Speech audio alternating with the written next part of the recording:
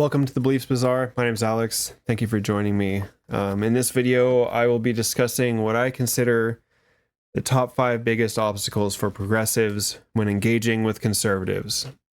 This might not be the only 5 that I do videos for, but right now I think these are kind of the biggest things, which I'll get to. Shout out to all my progressives out there. If you're MAGA, this video isn't really for you, although I invite you to please stick around, and I'm sure I'll hear from plenty of you in the comments to tell me how wrong I am. But anyway, these are some of the obstacles that I see when trying to engage and communicate with conservatives. And I will be further exploring progressive policy and kind of what we want out of, the government and what have you, and I'll be exploring those ideas more in another video. But right now, this is kind of what I consider the obstacles for engagement with conservatives. And so yeah, as you'll see in these 5 points, there's some problems that we have. And if you're watching this on TikTok, you can check out the entire video. As this one is posted, it'll be on my YouTube channel of the same name, The Beliefs Bazaar, or just Beliefs Bazaar, I believe. But otherwise, I'll be posting the other 4 parts of this video in the next 4 days. So stay tuned for that. All right, the first one that I think is a huge obstacle is that conservatives tell each other, or perhaps maybe the better way to say this is that conservative politicians and pundits tell their constituents these things, right? And the first one is kind of this idea or this sentiment that any progressive policy, no matter how appealing or promising, is actually a smokescreen for some nefarious objective. And this is kind of what I think is perhaps, among the top 2. This one and the next one might be equal contenders for the biggest obstacles. But, this one I really feel strongly about because, we can say kind of whatever we want, but if conservatives have this idea that anything we say is actually just trying to trick them into something communism or whatever they think is going to happen if liberals or progressives get power or are able to dictate policy, they've convinced themselves that this is going to be like the end of the world for them, or that actually we're really planning to like round them all up, or whatever. This isn't the Turner Diaries. All right, this is real life, and we're all trying to just have some kind of promising future. We want to have a meaningful existence for ourselves, our family, and the people that we care about. We want prosperity, and we want upward mobility. And these conservatives have convinced themselves that when we say those things, that we really are just trying to pull the wool over their eyes and get to some kind of goal that we would be surprised to hear. And I do dip my toe in conservative media and the rhetoric or the conversations and stuff, but I am not privy to all of it, so I can only really speculate on what their most nefarious goals are, or what they think our nefarious goals are. But whatever, that is kind of one of the biggest things. And that is strongly supported by what I consider the next biggest obstacle, or probably even this might even be the more important one at the end of the day, because this kind of drives the sentiment behind this first thing that I mentioned. And that is that many conservatives will never side with progressives in an election or otherwise, because they've been told that to concede in any way or admit that they were wrong for any reason, or that to suggest that they have been misguided or at the worst lied to a whole bunch, is a humiliation that most of them are unwilling to face.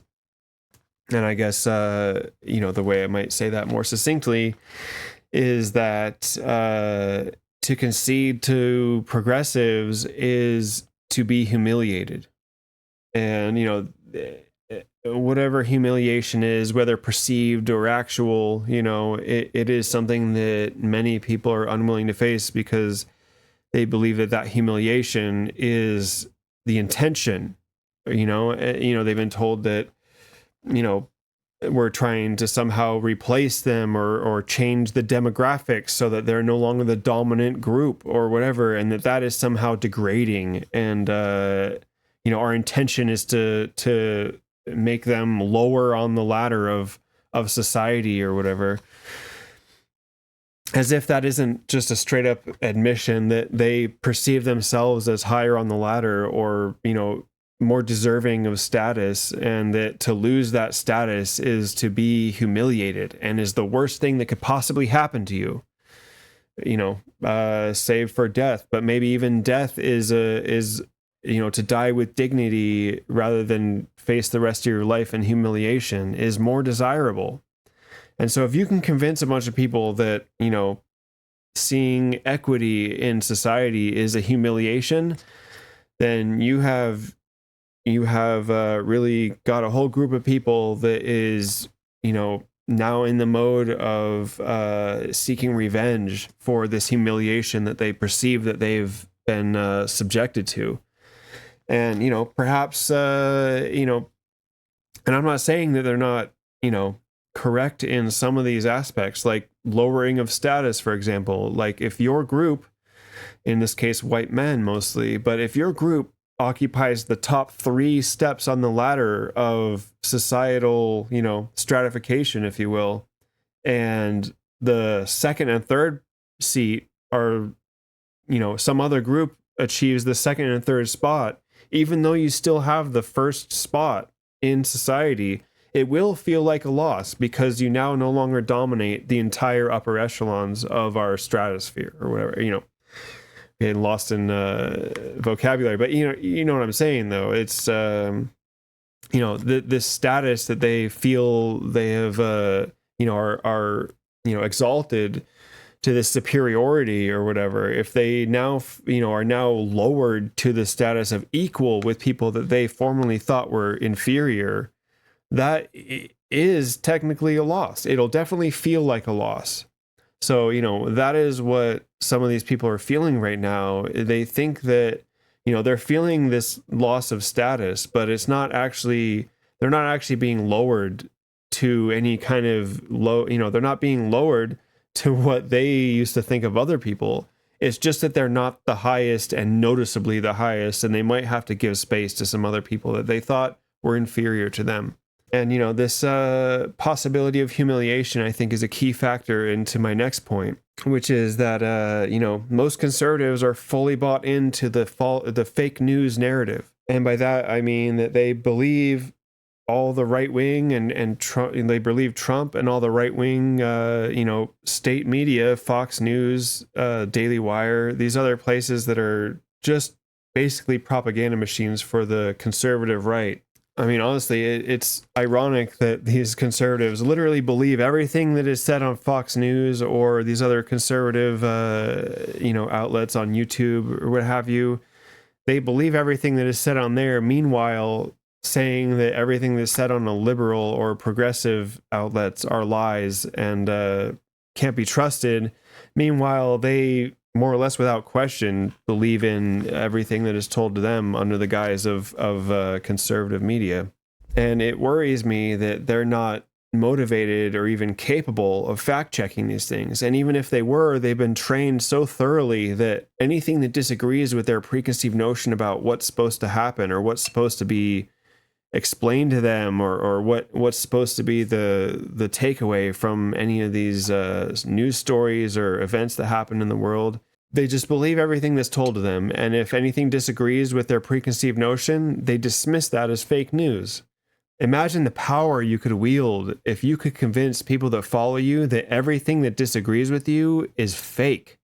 My God, we're watching it right now. Again, if there's any MAGA watching this right now, hopefully, if you can get past the fact that I'm a progressive and that means a lot of things that you've been told about what I might care about or be motivated by or any of these things, if you can look past that for a second, just consider that you dismiss anything that disagrees with you. And I'll bring up a point later on that I think backs that statement. But for now, the next the next point that I'd like to make involves some tactics that the conservatives use to appeal to their constituents. Specifically, I'm talking about politicians and political pundits.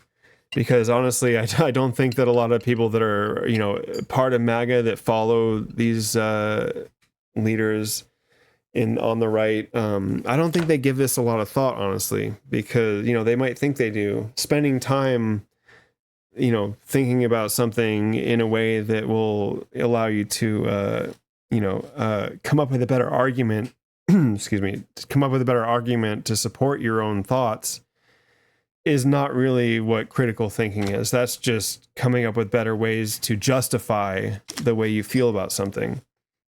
And so what I'm specifically talking about in this next point is that politicians and pundits use psychological characteristics and tactics while telling conservatives that psychology and therapy is bullshit. And so they're specifically using methodology that they then tell their constituents doesn't exist, right? I know that conservatives really have a lot to say about therapy, and a lot of religious groups outright condemn it. But why is that?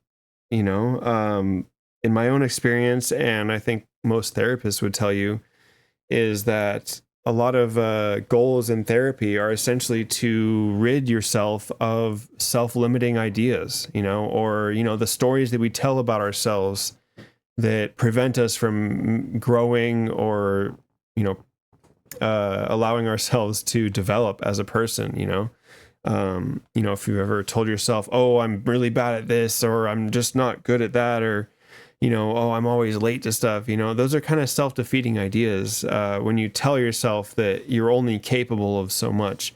And a lot of times therapy can help us kind of get past that, or recognize that maybe we're being too hard on ourselves, or any of these other things. But ultimately, why conservatives condemn it and don't want you to go to therapy if you're a conservative is because it might, if you start to realize that maybe your thoughts are wrong or misguided about this one thing, maybe you'll start investigating other ideas that you have.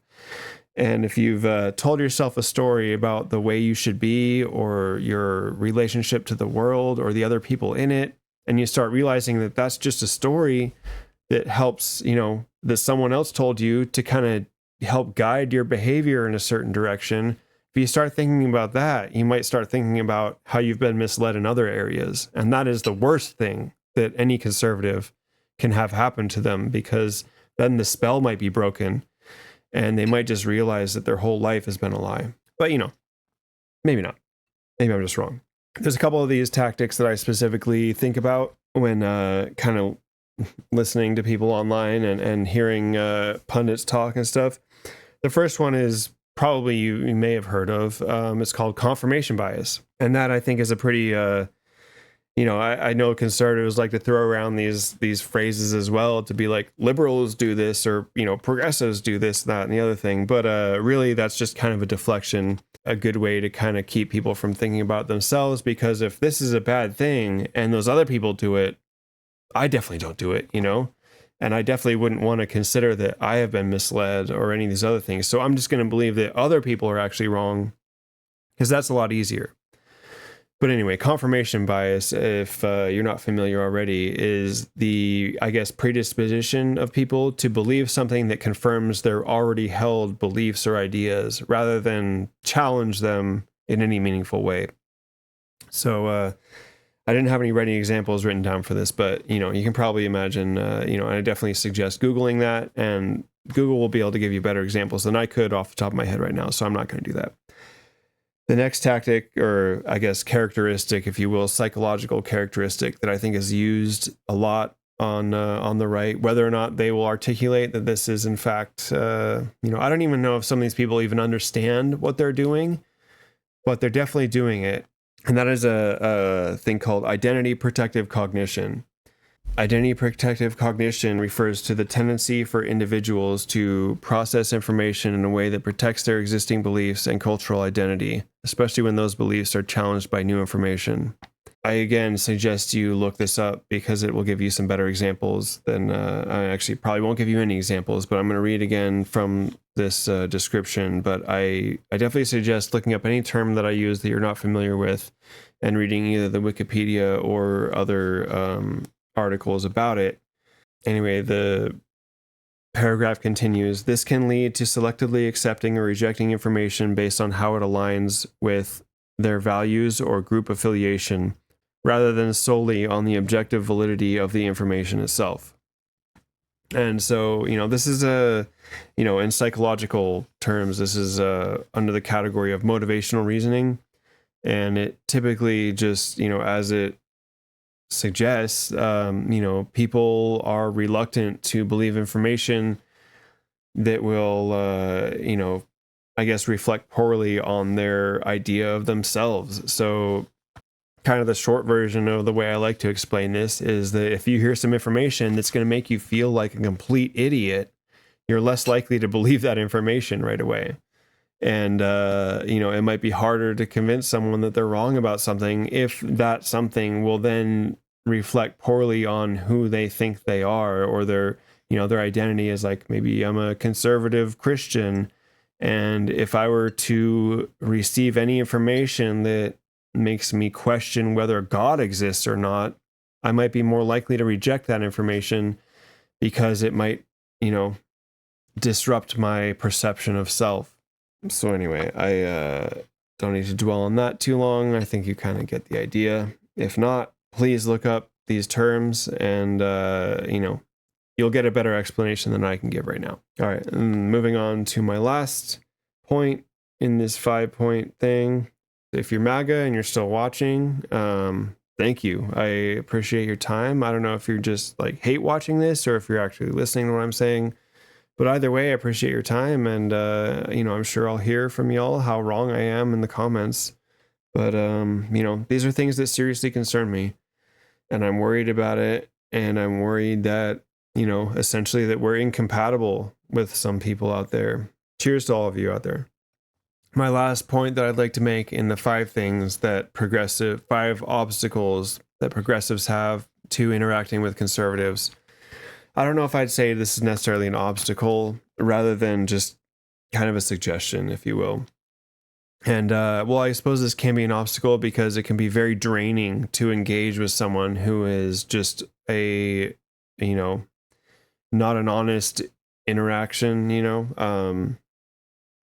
the phrase is interlocutor. If you're engaging with someone in a conversation or debate, the term is interlocutor. So if you're engaging with a dishonest interlocutor, this can be very draining and ultimately frustrating. And, oftentimes these days, conservatives, especially those with the MAGA identity, are, taught and trained to just try to frustrate you. Like, their goal is to upset you. They don't care about policy. They don't care about, whether or not they're being disingenuous or whether or not you have a point or not. Their primary goal is just to upset you and own the libs or get some kind of liberal tears or something like that, when they don't understand how by doing that, they are just owning themselves by showing that they are just being used as a pawn to try to frustrate and degrade those that would want a better life for them, even,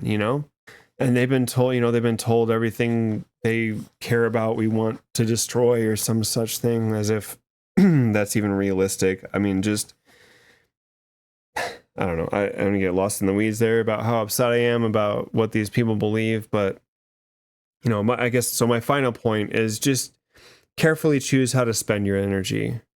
Many people that are part of MAGA or, deeply conservative movements are just kind of a lost cause and will never really understand what we want in the freedom that we advocate for, the justice that we advocate for, the upward mobility that we advocate for, and the equity that we advocate for. They will never understand those things and never think that other people are deserving of those things because they think that their group is the only ones that are,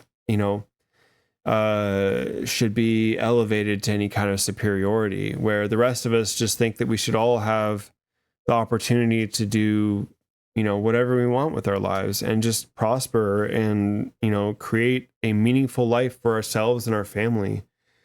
They just don't understand that. They just think that we want all these things that is just these fantasies, like, I don't know, just these fantasies that they have in their heads about what our motivations are, as if they're not the same as theirs, that we don't want the same kind of things. And really at the end of the day, if you're engaging with someone that doesn't think that you deserve equal representation in humanity or civil rights or those other things, you're not likely to convince them of that.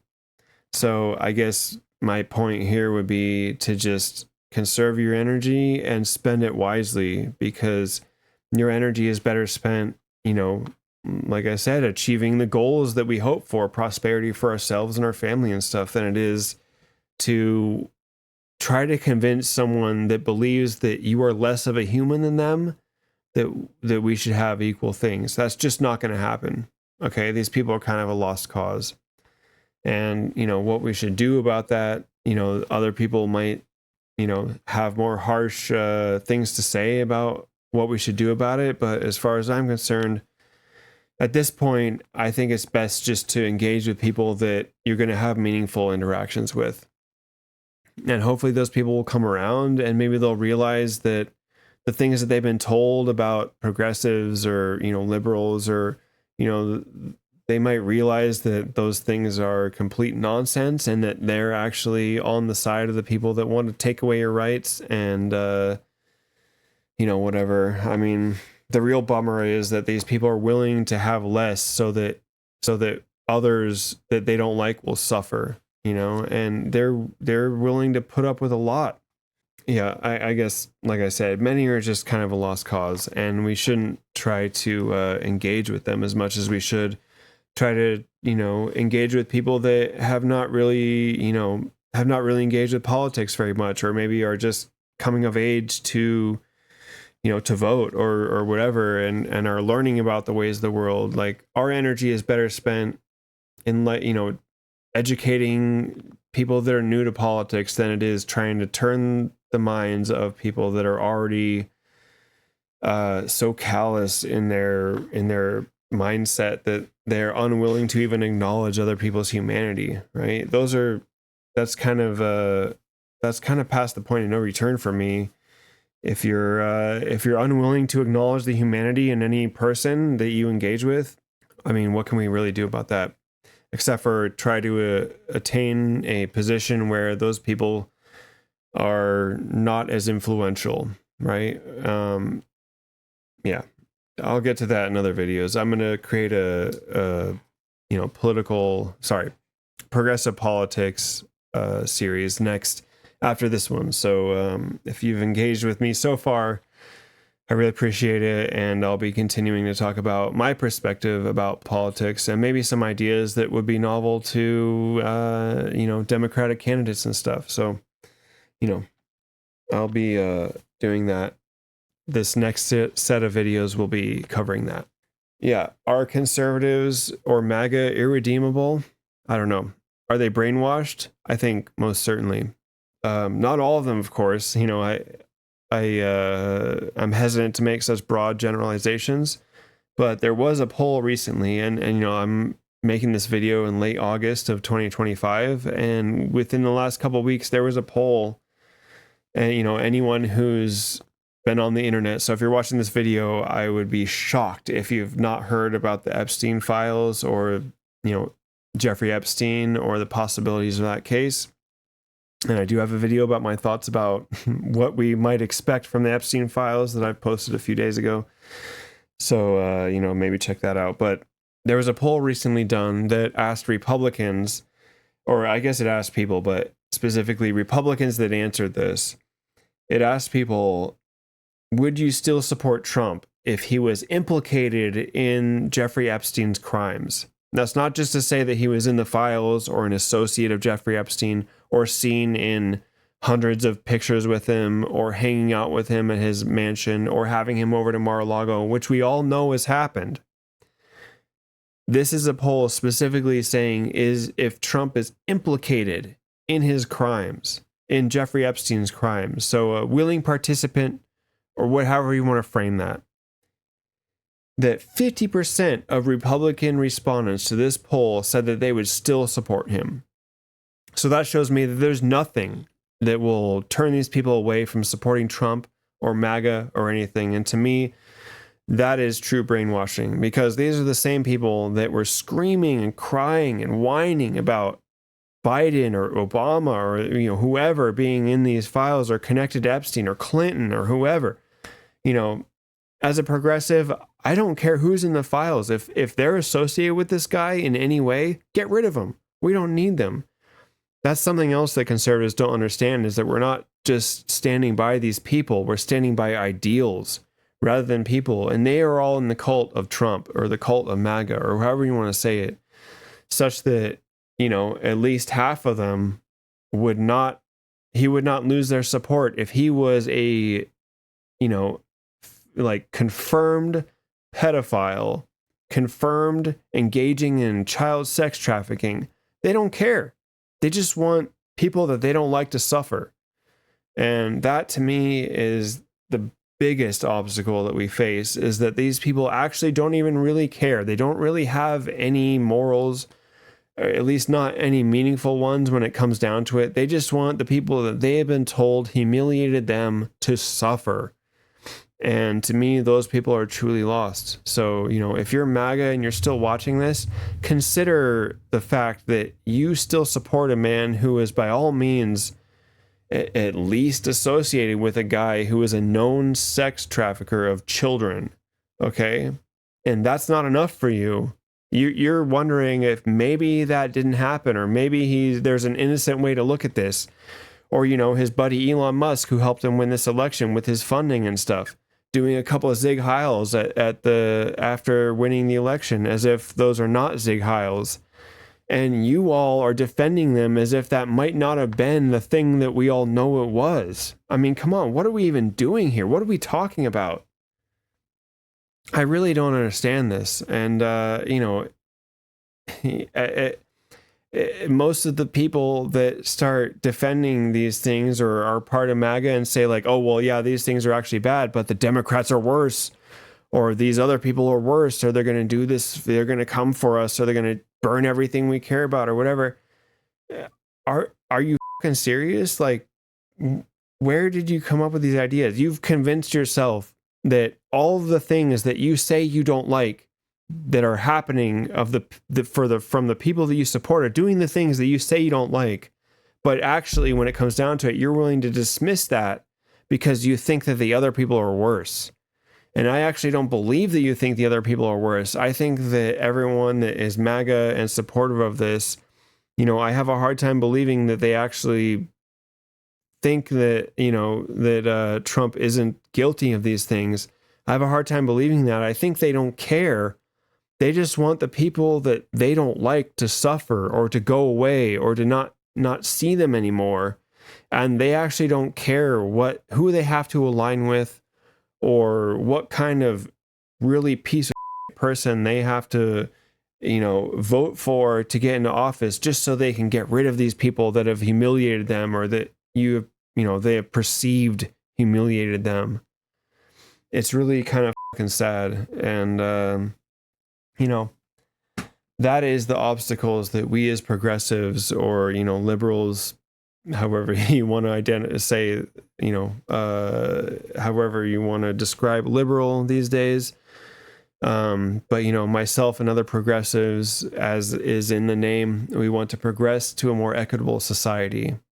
And progressivism is more of a methodology than it is any specific position, because we understand the nature of things as they are now and what it might mean to get to the goals we want to achieve in a way that doesn't cause a lot of harm for people.